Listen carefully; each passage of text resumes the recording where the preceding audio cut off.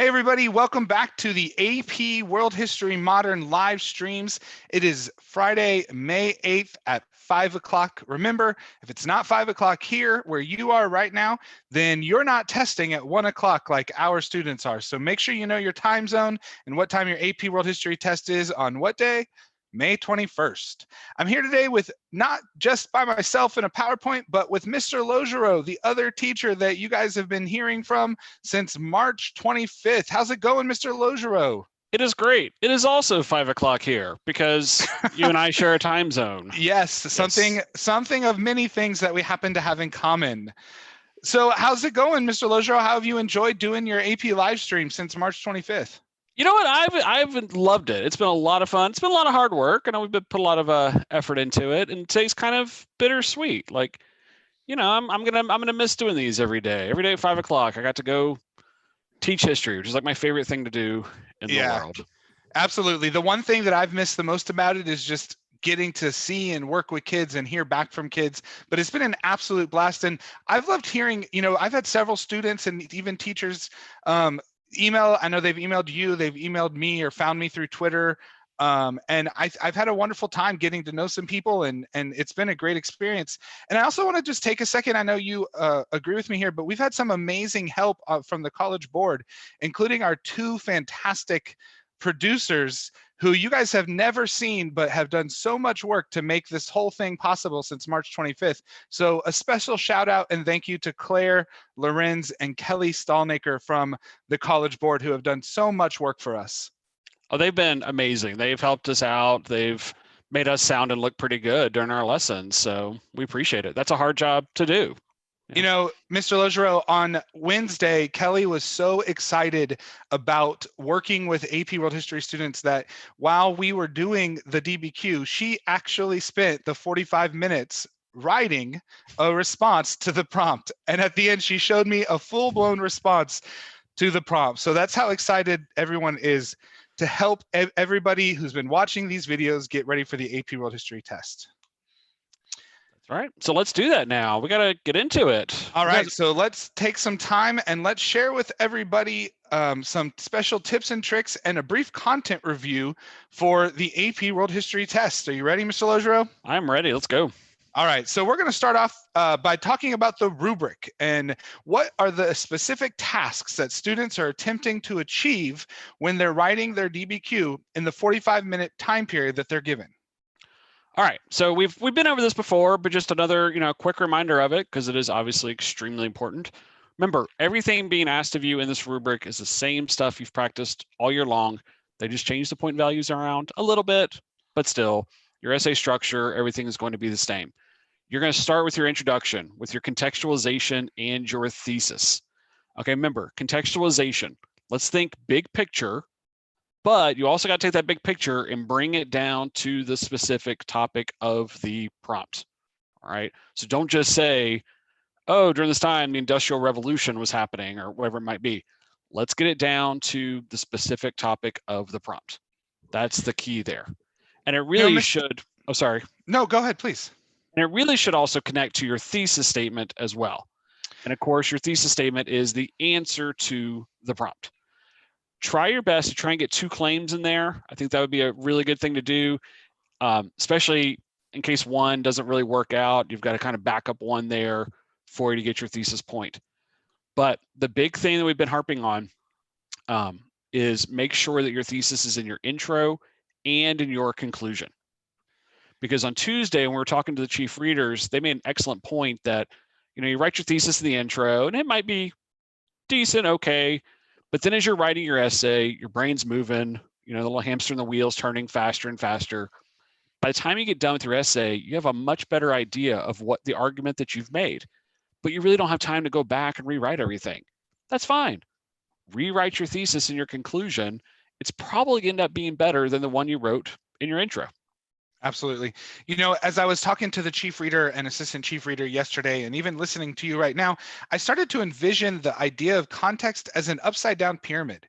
You could think of context as 2 to 3 sentences that start really big or broad, big picture, and move their way connecting to the prompt, sort of as a pyramid pointing to that thesis that you're going to write.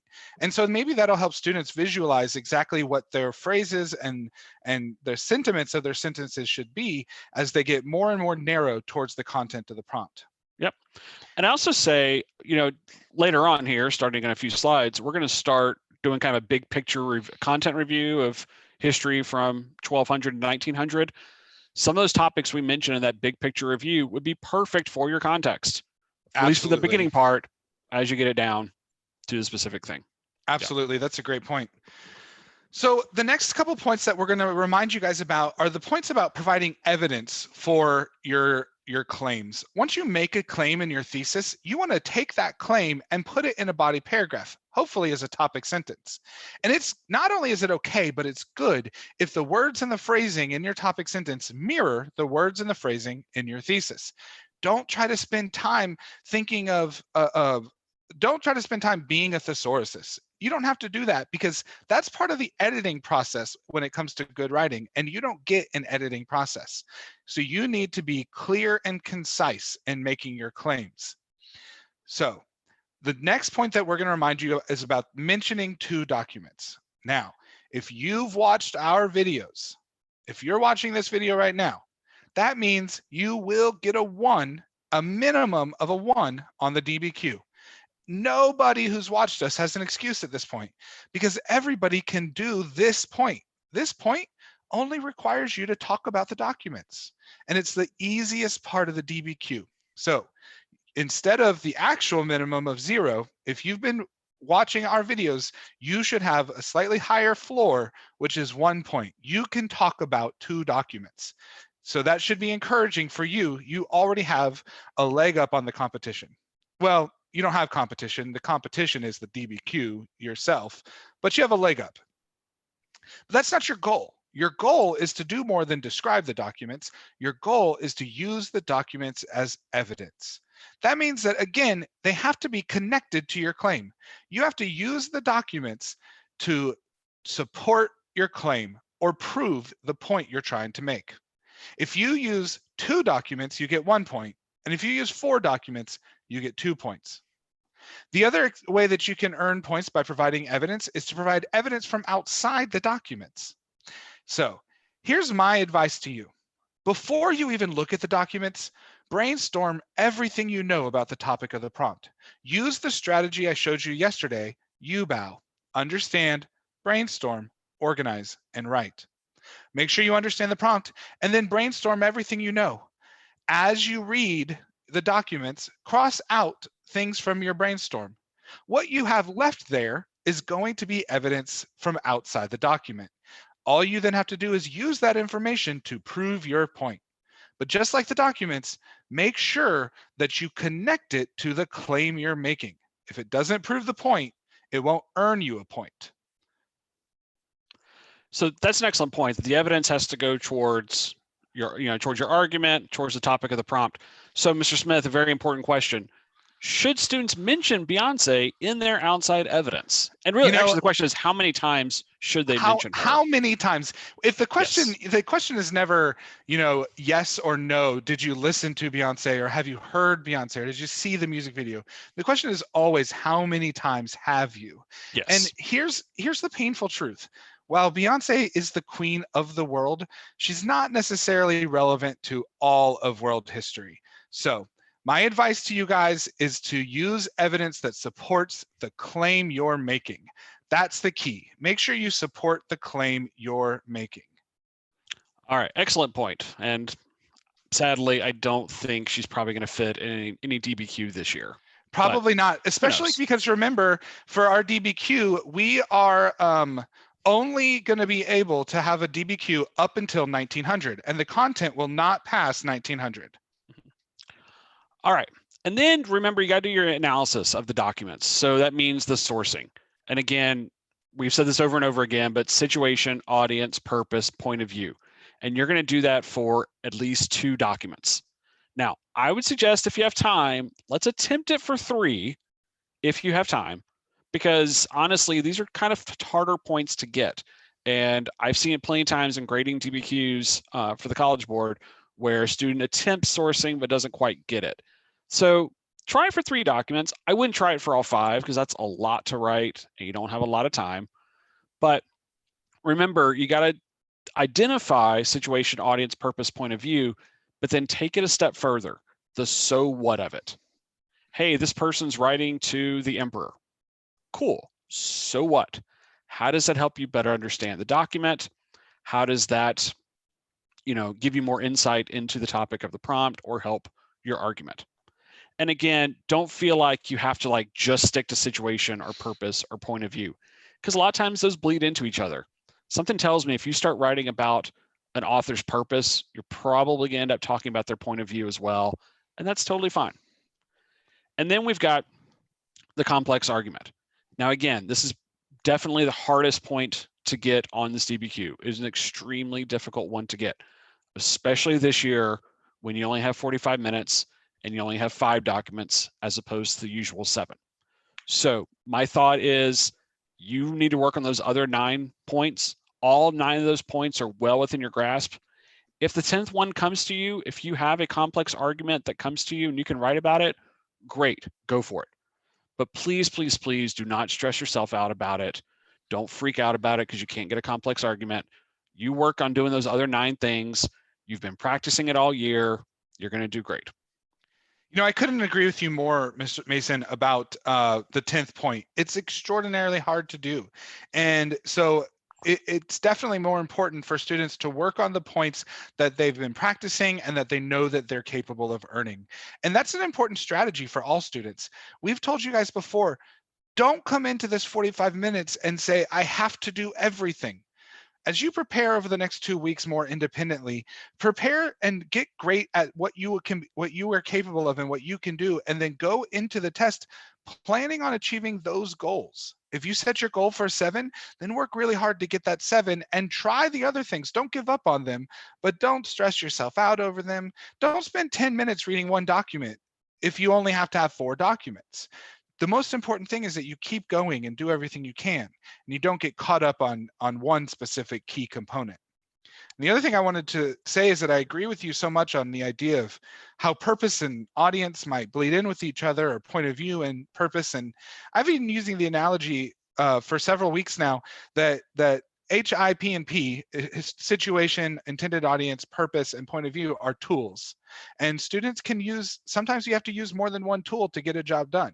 And sometimes you only need one tool to get a job done. And so students should use whatever they need to in their toolbox. All right, Mr. Lojo, do you have anything else you want to say about the rubric before we move on?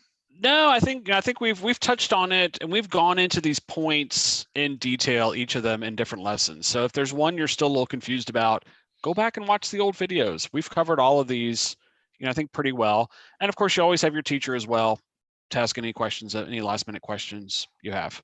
Yeah, absolutely. All right, let's go on and let's spend a little time working with students on some content review. We're going to do a little quick review, and we're going to use 3-2-1 as a framework to just go over some quick content from each of the 3 units. So we're going to start by talking about 3 major themes from each unit. First of all, Unit 1 is called the Global Tapestry, and it's called that because we want to introduce the world at the year 1200 and understand what's happening around the world at the year 1200. So, one of the most important themes is that religion can impact government and social structure. If you think about China in the year 1200 and the impact of both Confucianism and particularly Buddhism, and then as we get into the year 1200, a syncretic development known as Neo-Confucianism, and how all of those played a major role in both the government and social structure. In the same way, Buddhism and Hinduism had a significant role in South and Southeast Asia, in the Middle East and in North Africa, and even parts of South Asia. Islam was not just having an impact on government, but in the form of theocratic governments, Islam actually was the government state. In Western Europe, Christianity had a significant influence and prominence over governments, even at times giving governments power. and encouraging people. Mr. Logero talked to us way back in early April about the Crusades and European attacking Muslims in the Middle East because of religion. And so it's important to remember that religion can have great impact on government and social structures, and to understand that theme.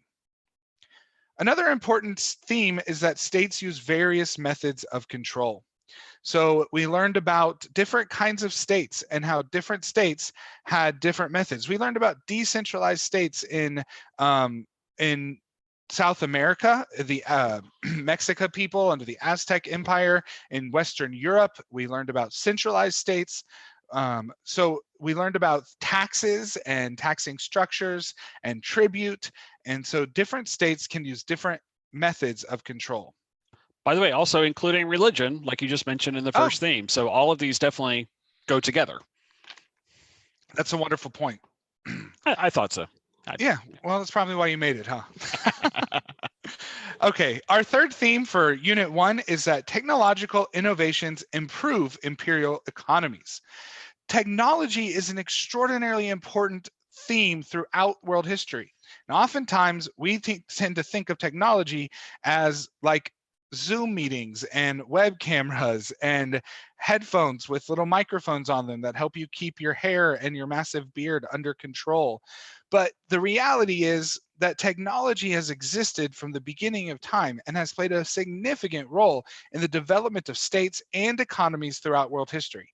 So it's important that you're able to understand many of the technical innovations from the period 1200 to 1450 that help to improve economies and state structures. Okay, 2 questions to make sure you're prepared for in order to be successful in the understanding of this unit. One important question is, can you identify beliefs of the world religions? Even though none of the world religions are developed in the period 1200 to 1450, all of them have significant roles and play a major part in the development of societies in this period and beyond this period, as we even discussed yesterday in the period 1500 to 1800, we talked about Christianity in Latin America.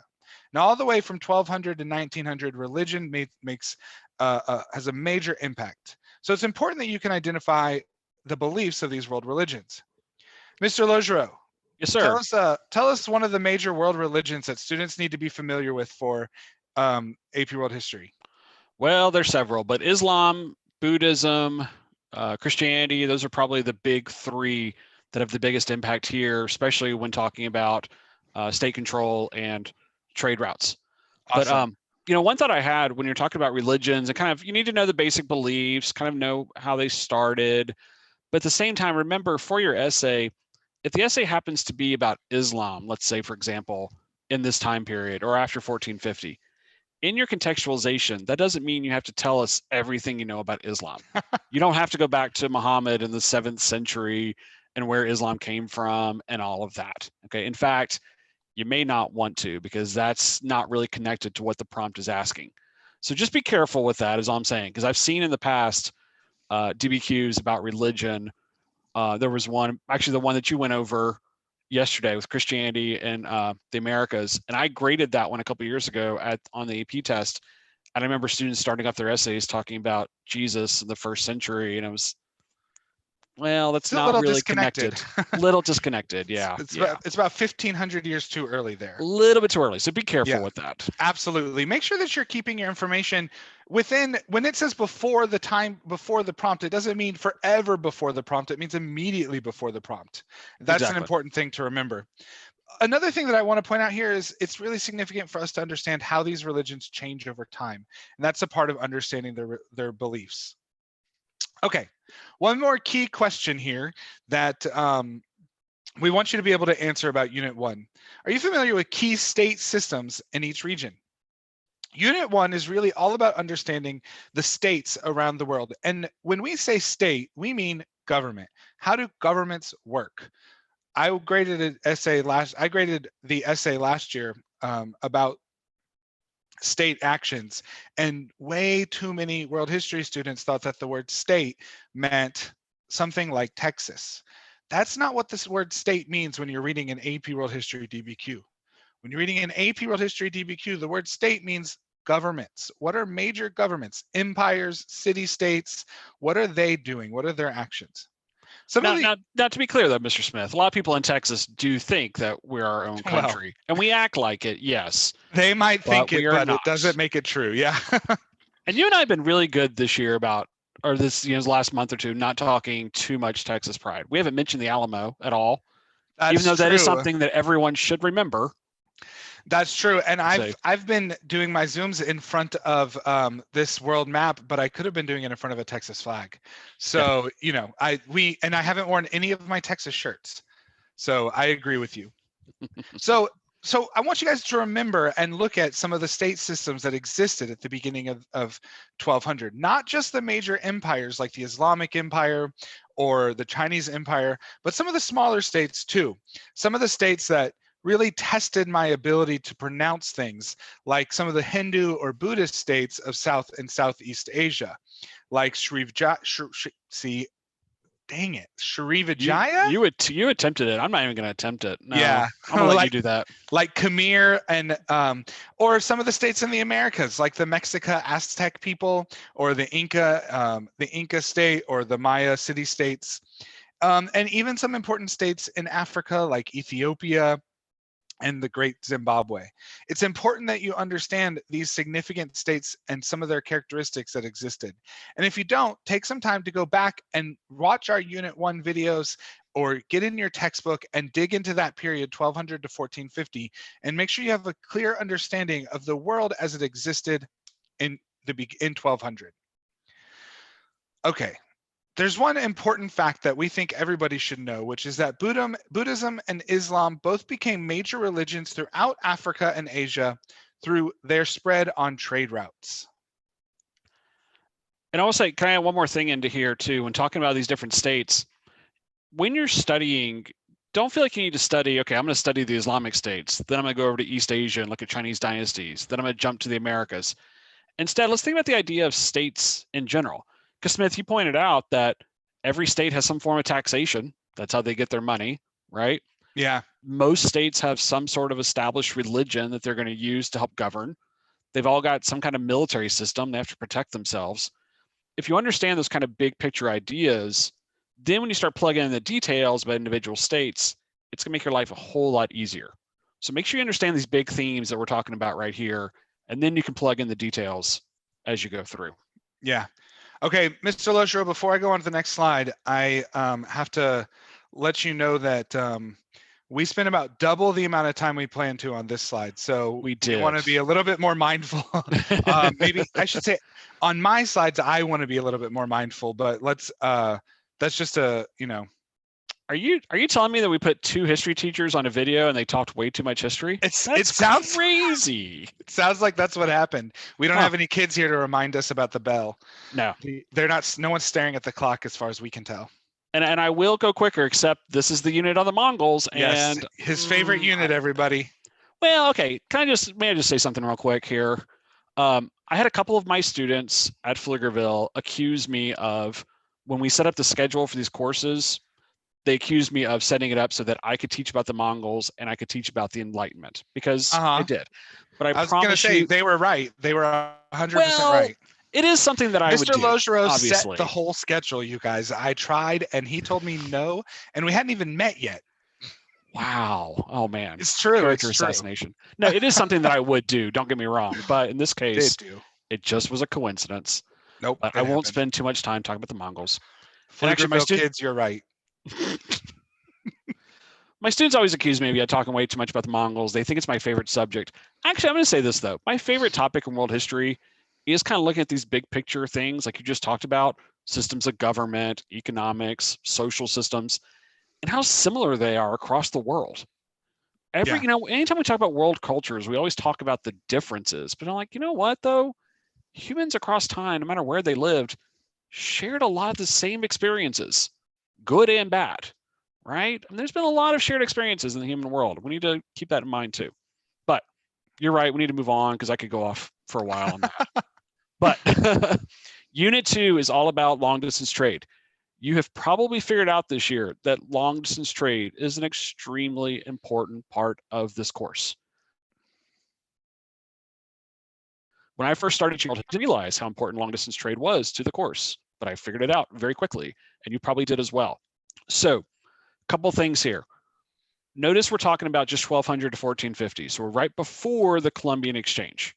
Okay, so just kind of keep your time periods set in your head. Make sure you have kind of a general timeline of world history and what's happened so far in these different time periods.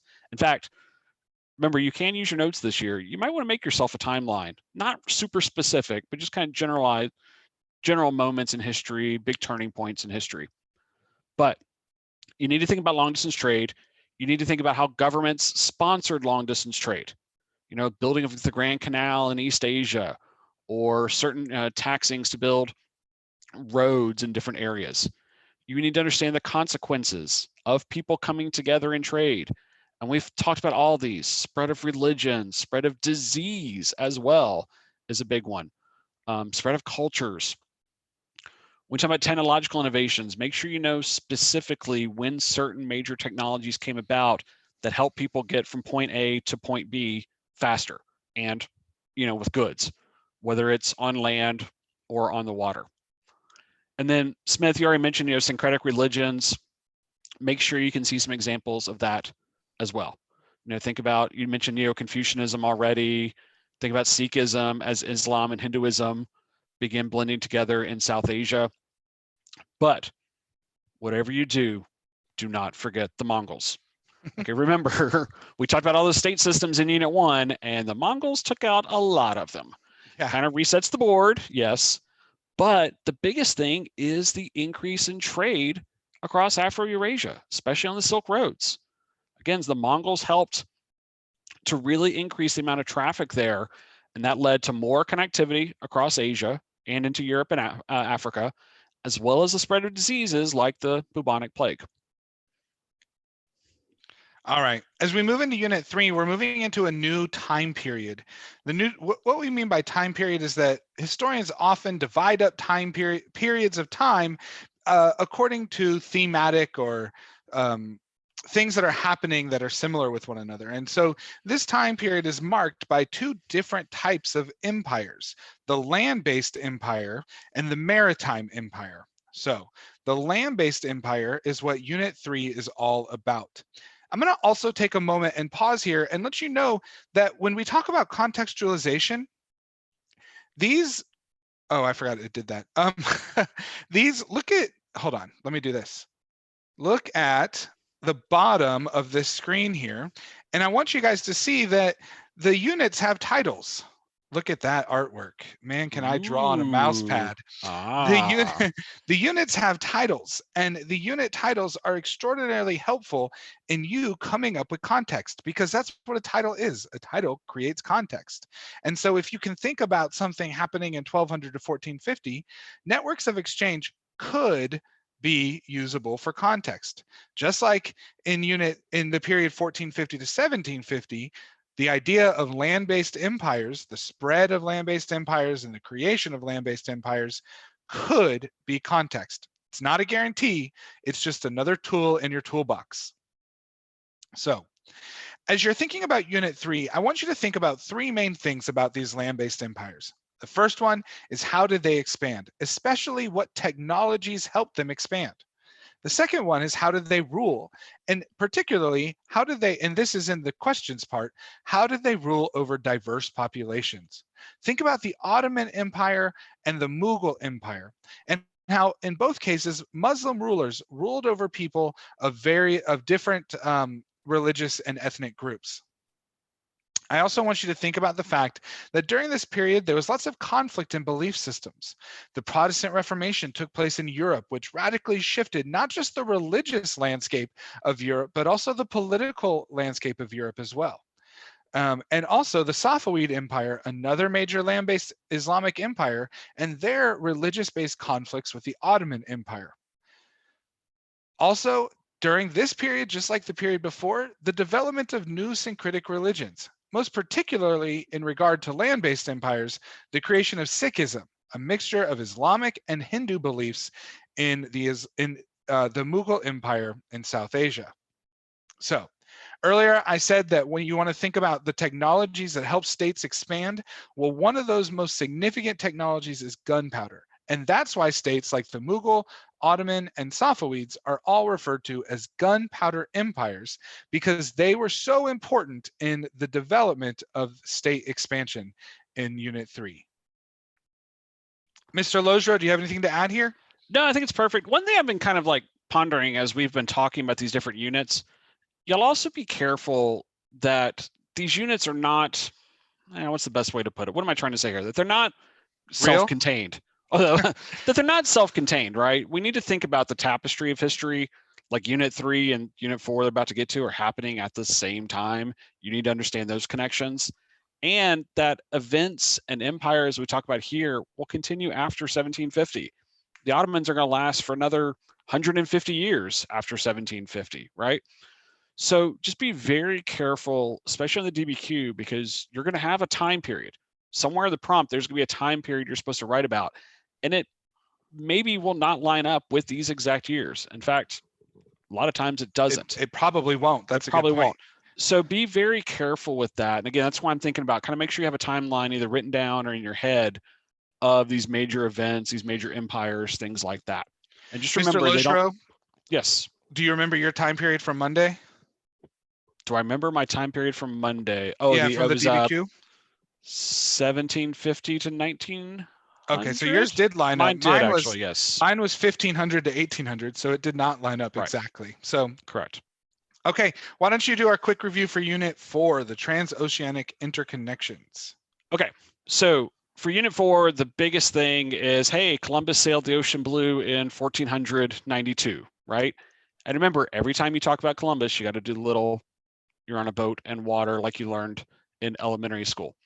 But okay, that is not the only thing, okay? Please understand that too.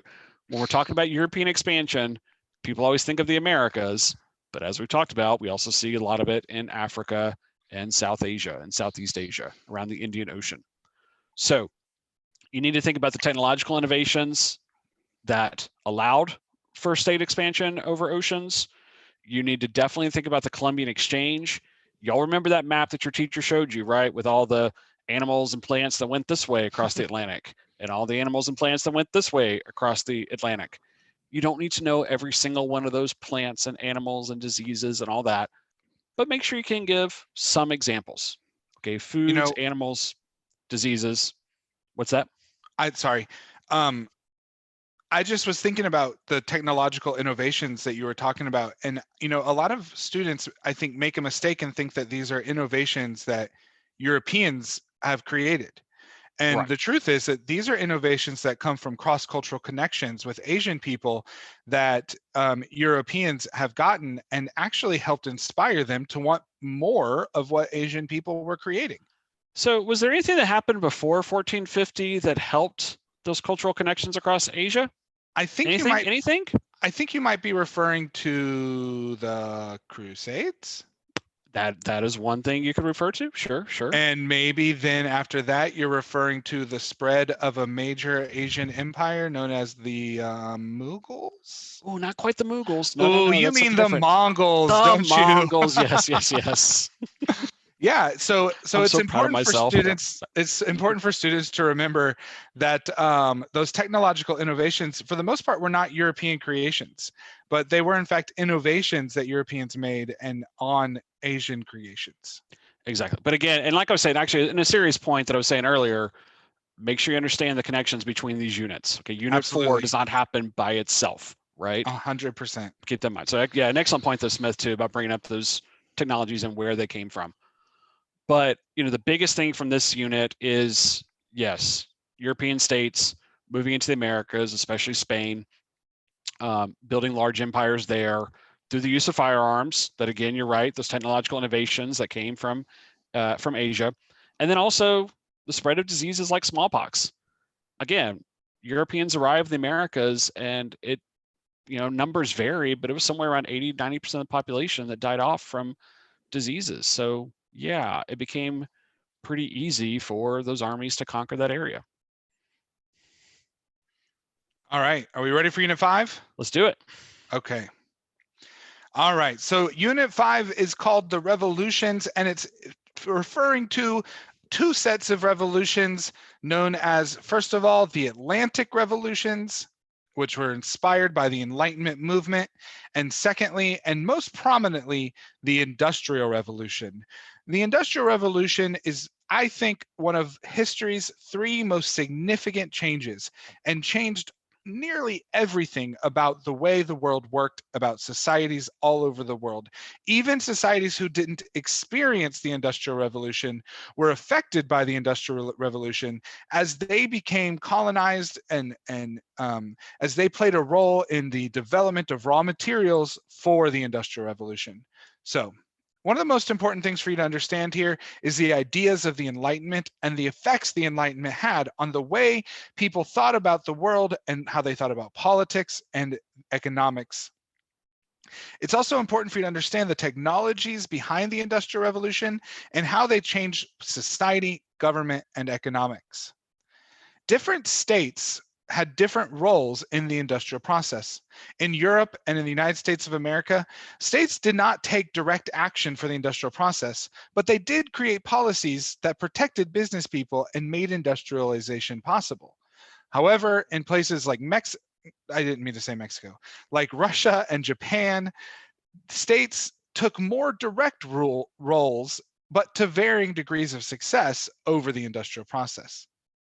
During period 5, it's also important that you understand the development of three specific economic systems and the key components of them: capitalism, socialism, and communism.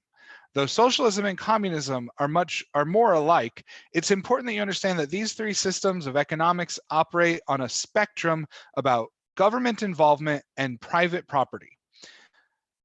So the fun fact that we have for you here is just about industrialization. It starts in Northern Europe and it spreads across the world out from Northern Europe into places like the United States, Japan, and even Russia, and it has varying degrees of success in each place.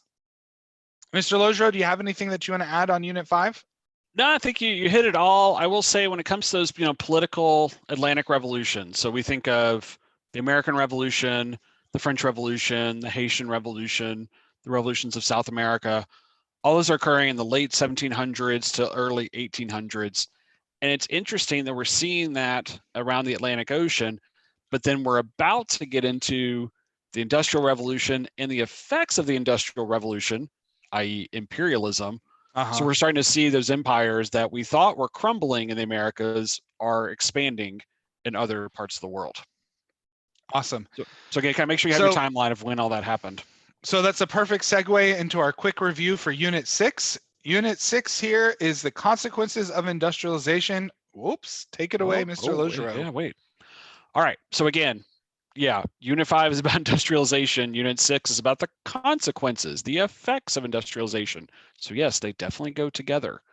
All right, but the biggest one, of course, is imperialism. Because remember, for industrialized states, they feel that need or desire for natural resources, okay, whether it be coal, iron. I did talk about guano in my video on the consequences of industrialization, which, by the way, y'all haven't seen this yet, but you're going to see in a few minutes. The College Board put together this really cool video of like little snippets from all the different courses. And I thought for sure they were going to make a snippet of mine of when I made this really amazing, like enlightened, what's now, of course, now I'm blanking, this like, I guess really poignant statement on world history. But no, they took when I talked about bird poop and made that into the video. So, I have seen the video and I think they chose your best moment, Mr. Logero. It was. I mean, my best moments so far in these videos have been talking about bird poop and talking about how great Austin and Pflugerville are. So, and I got my Panther shirt today too. But anyway. I could tell them the truth,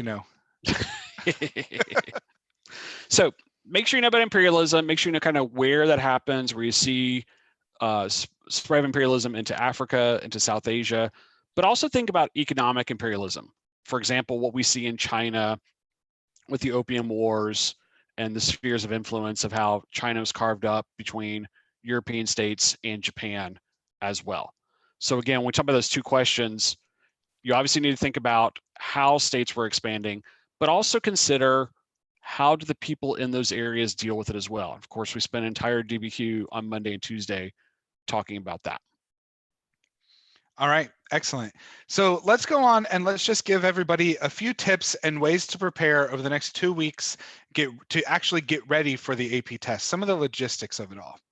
So what we want you to do over the next week to make sure that you're ready for your test is, first of all, we want you to go to the AP World History demo site. You have a link here. You have a link in the description of this video. If it's not in this video, it's in all the other videos from this week. So you can go to either the practice number 1 or the practice number 2 video. But you have to go and practice more than once the AP demo site so that on the day of the AP World History test, you know exactly what it's going to be like.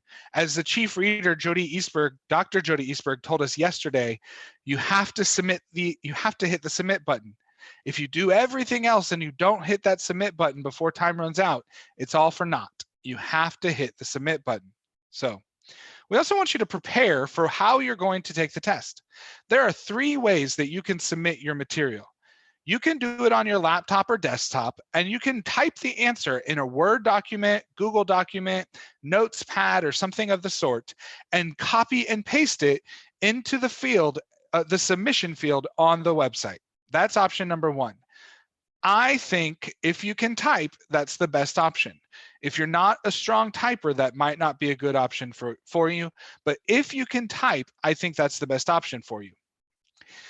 The second option is for you to do the same thing, Google or Word document or Notes or some other kind of typing application on your computer, save it, and submit it by uploading it into the College Board website. That'll probably take you a little bit more time, and so you might need to set aside more time in your 5-minute period to make that possible. If you're taking your DBQ on your phone, or even if you're taking it on your laptop or desktop, but you'd rather handwrite your DBQ, you are allowed to handwrite your DBQ, and then you will upload it by taking pictures of your DBQ. Practice taking those pictures ahead of time.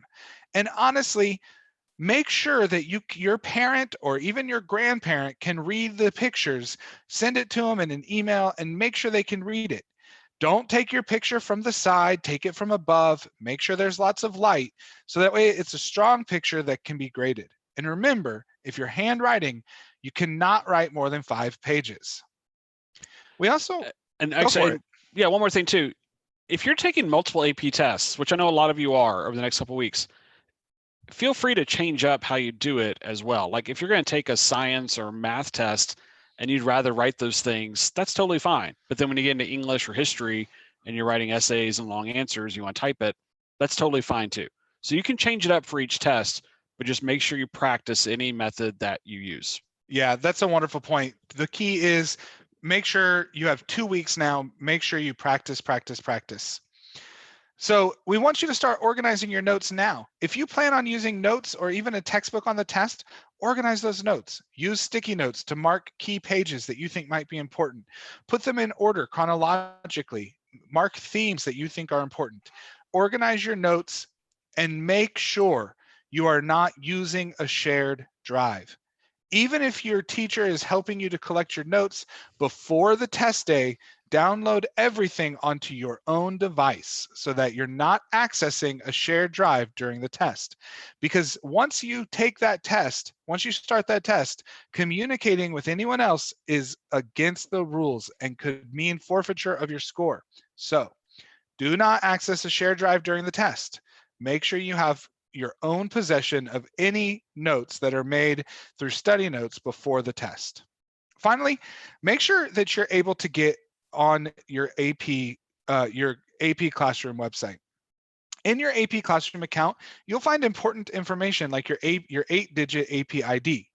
Also, if you've been having a problem getting emails from the College Board and you're worried about getting your ticket 2 days in advance, you don't have to worry about that because it will also be available in your AP Classroom at the link below, at the link on the screen. So 2 days before your test, make sure you get your ticket either through your email or through your AP Classroom, and that way you know your AP ID. Anything to add, Mr. Laugereau? No, you said it brilliantly, sir. Well done. All right. You're up then. All right, so day of the test. Okay, first off, guys, make sure your phone is charged or your laptop, whatever you're using. Really, that's a simple thing, but just remember, make sure it's plugged in. Okay, also, everyone in your house needs to know how important this AP test is, and they do, but remind them that you need peace and quiet. It should be quiet, just like if you were taking a test at school. Now, sometimes that is hard because you've got a bunch of siblings or large animals in your house, like my two big dogs that will not be quiet, but do everything you can to simulate a test environment. And again, that might even mean also telling everybody to get off the internet. You don't want them hogging bandwidth by streaming a TV show or movie because you need to make sure that your stuff gets submitted. All right, again, make sure you have that eight character AP ID. And if you're going to write on paper, go ahead and take all the paper and put your ID and initials at the top of every paper before you start. There's no sense in spending that 45 minutes doing that. That is something you can do before the test. All right. If you are taking on your phone, if you're taking on the computer, just turn your phone off, put it away. It should be completely out of sight. If you're taking the test on the phone, then you should not turn it off because you need it. But disable any notifications. You don't want to get any text messages or anything like that from anybody. So disable all notifications. Also, this is one thing. Number 5 is actually really important that I don't think has been communicated enough to everybody. So make sure you hear this. If you're using the Grammarly extension on your computer, you've got to disable it. Don't ask me why. I don't understand, but it does not play well with the College Board site. So just get rid of it, disable it. Okay. And It remember, also, oh, go ahead. no, you go, because I bet we're about to say the same thing. Grammar and spelling do not count on an AP history essay. Is that what you were going to say? That's what I was Mr. going to say. Smith? I was going to say going in and using that extension is just going to waste up your time because you're Yeah. not getting scored on it. I promise you, if you put a comma in the wrong place or a semicolon somewhere that you're not supposed to, no one is going to say anything. It is totally fine. Okay. The chance that a reader even notices it is so slim because that's not what we're there looking for. That's not what we want to, that's not what we're caring about. Just make sure that whatever you're writing is, there's an order to your essay, that it's, kind of easy to follow. That'll help the reader. Make sure that your thoughts are clear and getting across, but don't worry about punctuation. You will live. Okay. We are not the really mean English teachers. They're in that other hallway over there. Except for the English teachers at Pflugerville High, who are all shady. wonderful and amazing. And I love them all. I'm not buying it. I think he pointed right to the specific hallway. No. The E hallway? What? No. Okay. Also, number 8 is extremely important. Y'all got to log in 30 minutes early. Okay. There's going to be some questions you have to answer to make sure it's actually you taking the test. Plus, you want to make sure everything's working all right and all that good stuff. So make sure you log in 30 minutes early. Awesome. All right, guys, here's some things you want to think about during the test. First of all, don't stress out. Take a deep breath. Trust yourself.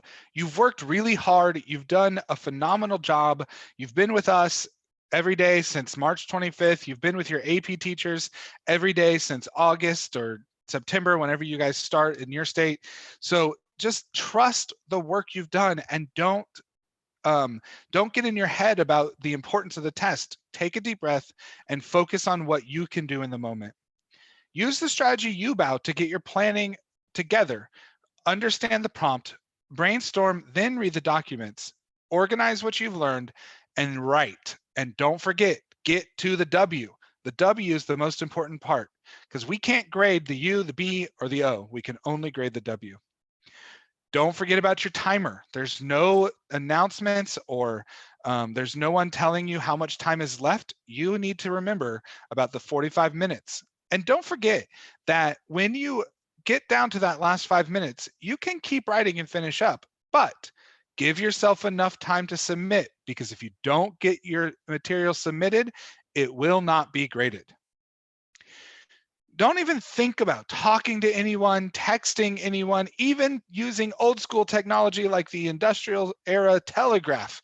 Don't do it, because if you do, there will be serious consequences. So take that 50 minutes and don't talk to anyone else, just like you would during the real AP test, because this is the real AP test. Don't rely so much on your notes and textbook that you don't get the job done. Your notes and textbook are not going to make a claim for you, and your notes and textbook are not going to know how to use the document. So don't rely on the notes and textbook, because you need to focus on the material and the tasks at hand. Again, remember just to do everything you can.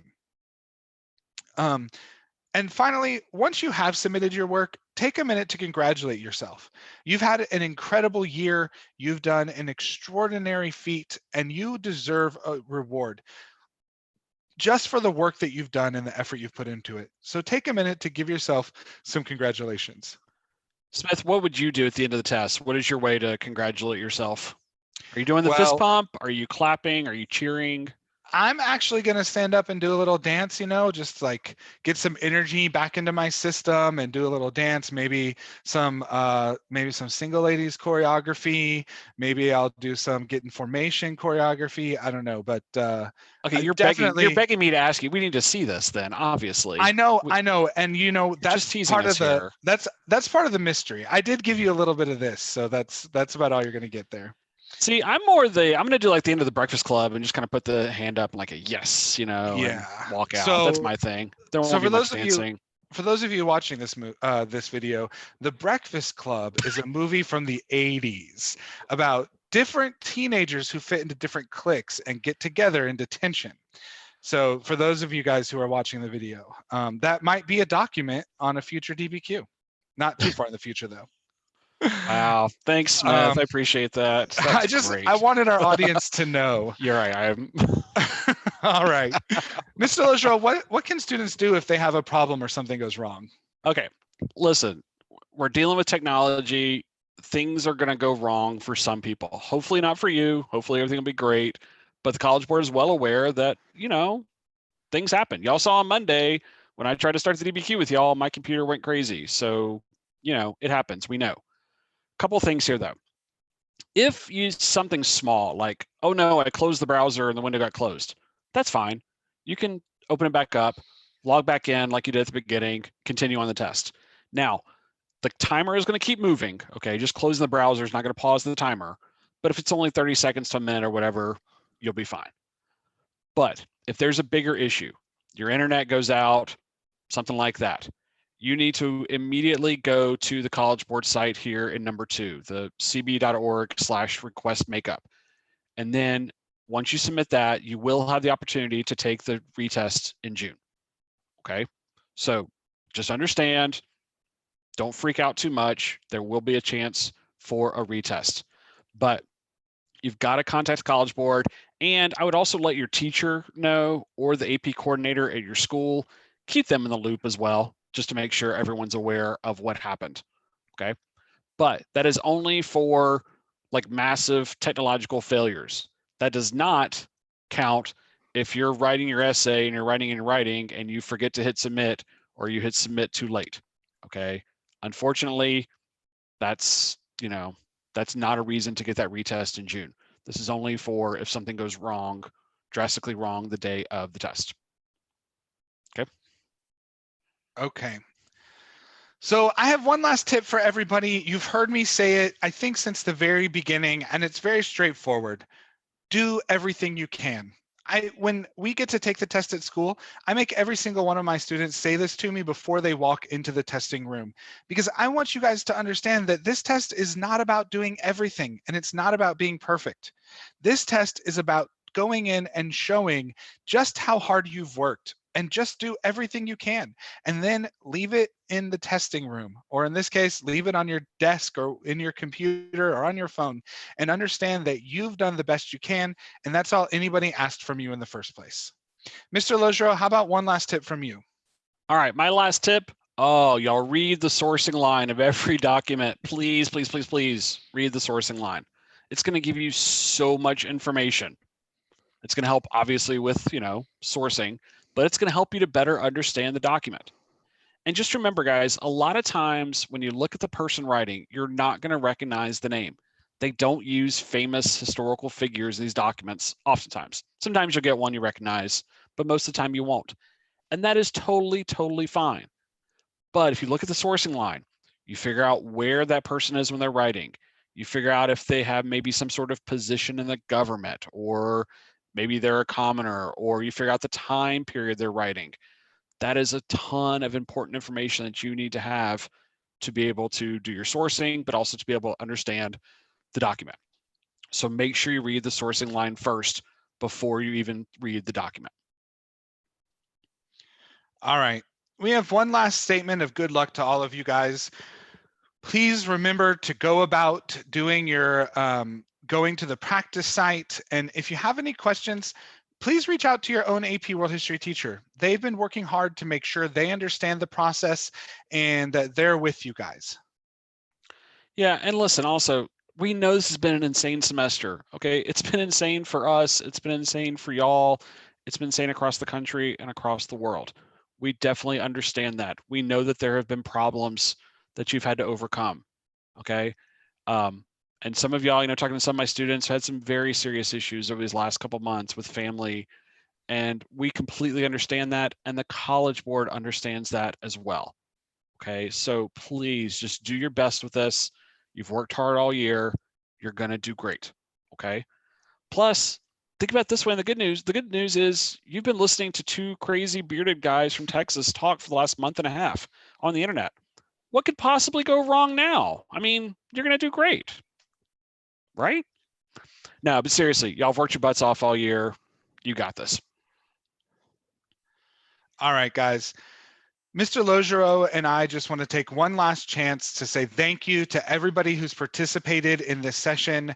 We've had a great time. We've heard from so many of you through email, through Twitter, through Facebook. We've heard from a lot of your teachers, and it's been great getting to interact with you all. And I just want you all to know that you have 2 weeks. Just because we're done doing AP Live videos does not mean you're done getting ready for the AP test. Spend the time between now and May 21st doing everything you can so that when you're done on May 21st, you can say, I did everything I could. Yeah, I did. I just want to thank y'all so much for watching. I want to thank y'all for the encouraging words that we've received through emails.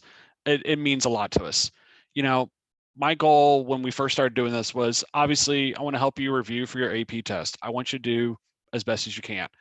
But the other thing is, I was just looking to kind of return to a little bit of a sense of normalcy. I know in my own life, I kind of needed this, This is the time of year where I'd be in the classroom reviewing for the AP test with my students, and I wanted to get that back. And I'm doing this, this is a way that I can do that. So I hope that each day when you watch these videos that it brought you 45 minutes of normalcy in all of this insanity that's going on. So again, we thank y'all, because we couldn't have been doing these videos without you. And thanks to the College Board and to Claire and Kelly behind the scenes who have done everything to help us out. We really, really do appreciate it. And obviously, good luck to all of you. Some of you are going to be taking AP tests starting next week. You're going to do great, okay? But again, just thank you. So one last send off. We have a video to show you from the College Board that kind of has been celebrating all these review videos, not just in world history, but there have been other subjects.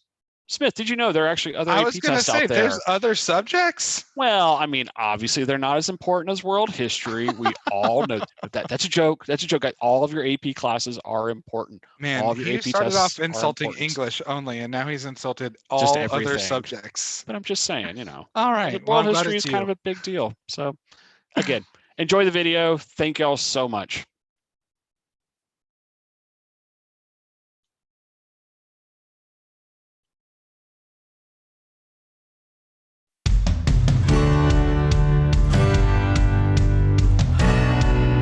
We are live.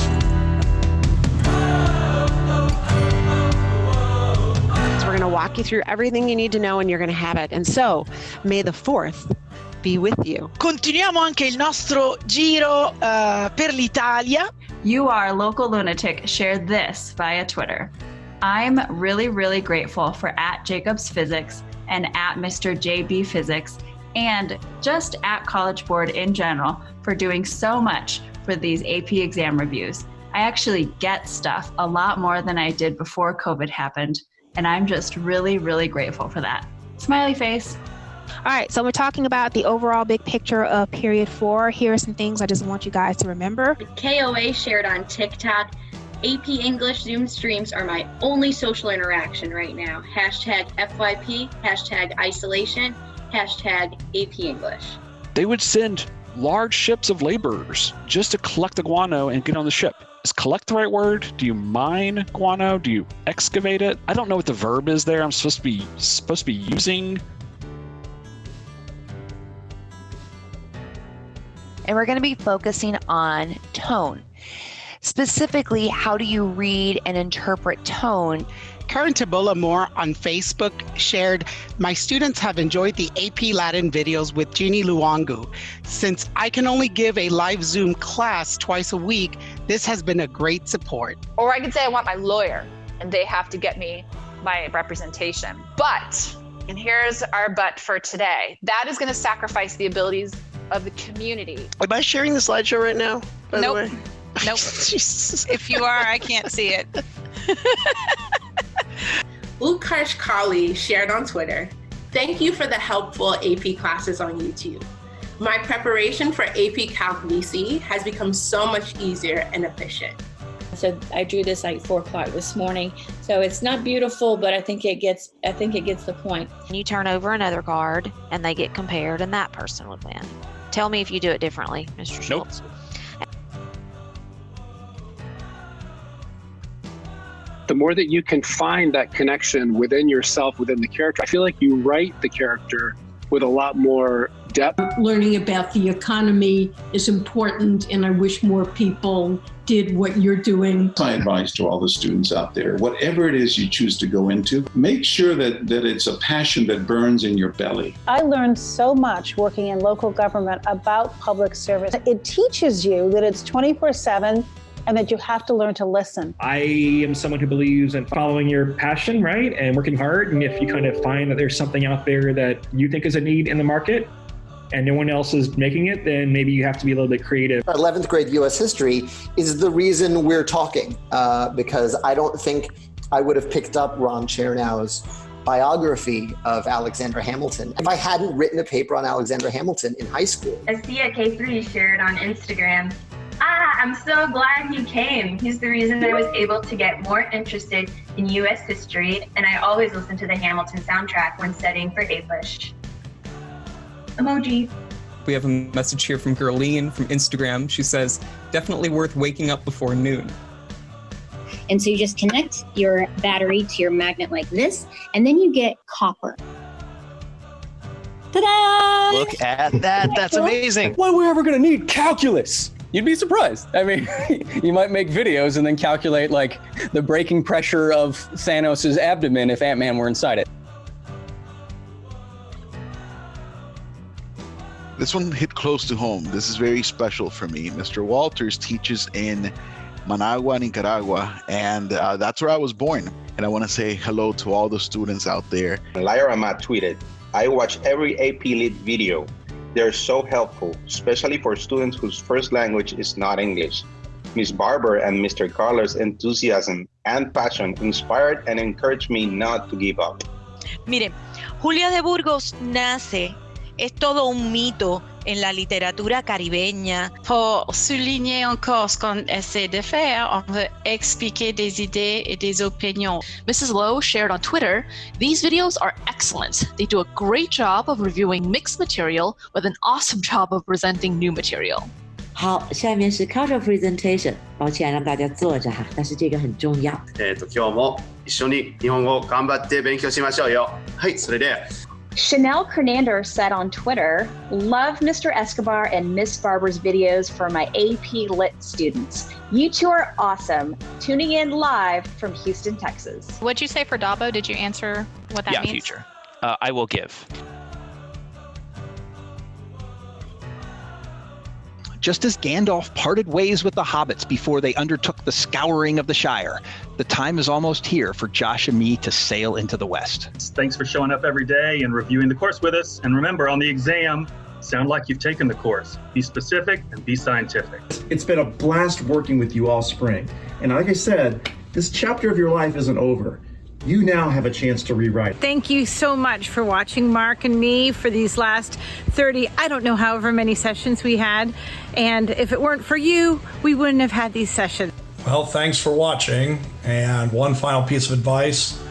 If the question seems really complicated, it's probably not. Gracias por haberme acompañado durante estas semanas.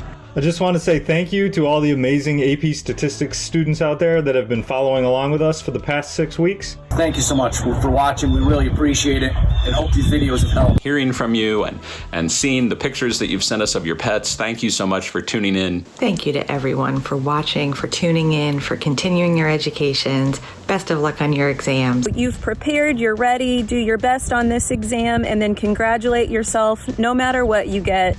Optimum Fortunam Omnibus. Best of luck to everyone. Thank you for tuning in to all of our AP Bio review lessons and our practice exam. Bon courage, as we say en français. Thank you so much for tuning in. Luke and I really had a super fun time, and we hope you learned a lot. Thank you to all of the AP Chemistry students who watched the videos. You're good enough, you're smart enough, and gosh darn it, people like you. Thanks for tuning into all these videos. Music theory friends, don't forget to resolve your tendency tones. You guys have got this. Remember, you are the solution. Thank you so much for joining me the past month and a half. It's been such a journey and such a treat for me.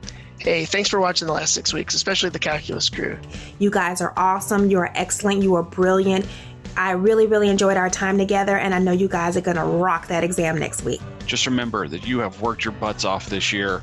Y'all are going to do great. It is time for you to shine. Type your response, copy it, paste it in the submission box. Good luck. Hey, arigato. Thank you. Ganbatte kudasai. Remember to practice on the app that comes out next week. Y'all are going to do great. And remember, geography is everywhere.